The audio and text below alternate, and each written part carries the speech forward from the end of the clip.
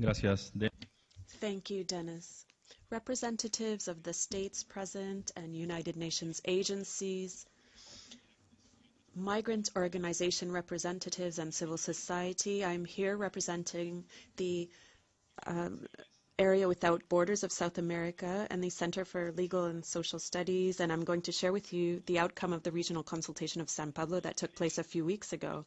Currently, the migratory policies and government practices implementing these, for the most part, are in many countries of the world, is a source of systematic and massive human rights violations, perhaps as no other. This is in great part due to the fact that the paradigm that governing this policy is based on managing migration from a security and sovereignty standpoint. The question, therefore, for the high-level dialogue on migration and development is it possible to have a different paradigm based on the respect and protection of guarantee of rights for migrants? And addressing the structural causes of migration, we believe yes, it's possible. It is also an imperative to do this. Migration policies and legislation under this paradigm must be guided by the right to emigrate, immigrate, and to return, the principle of non-discrimination and the non-criminalization of migration. There are national and local public policies that show that this goal is achievable. There are legislations in Latin America that have started to incorporate a rights-based approach at the core of migratory policy. In Argentina's experience, we have seen that this paradigm shift is possible. The rules imposed by the military dictatorship, at that time, it was possible to detain persons and expel them without any type of legal or judicial controls, and government officials had the obligation of denouncing the presence of irregular migrants, and there were substantial restrictions to their basic rights to health and education.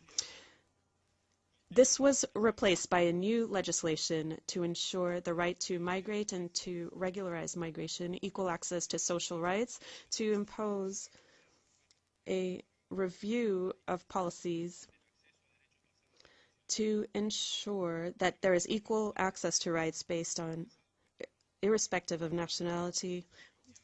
We are working to ensure due process in cases of detention. Lastly, the state has the obligation to review this and systematize this. This experience is not unique. There are other legislations in the region, for example, in Bolivia, Uruguay, and Venezuela, that envisage at least a few of these aspects.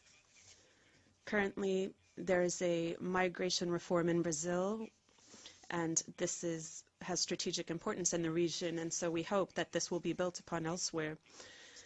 This paradigm is starting to be seen nationally, and it also is being seen regionally through the free movement agreement of residents of Mercosur and associated states.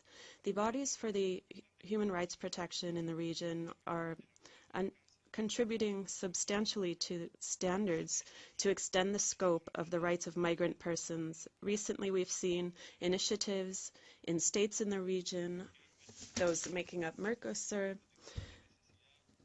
which have advocated for these bodies to ensure the need for specific standards in the areas of the rights of migrant children. Internationally, most states in the region have undertaken international commitments which also take up this paradigm. For example, we have seen the ratification of the United Nations Convention on Migrant Workers and Their Families and various agreements of the ILO. This progress in policy and legislation in South America, as well as regional and international actions, would not have been possible except through a process of coordination among governments, migrant organizations, human rights, and social movement organizations. It is thus key to have a national, regional, international institutionalization of spaces for civil society to participate in the development, monitoring, and evaluation of public policies on migration. This high-level dialogue must be a turning point in the lives of migrant persons. persons helping to put an end to their daily suffering, that of millions of persons throughout the world.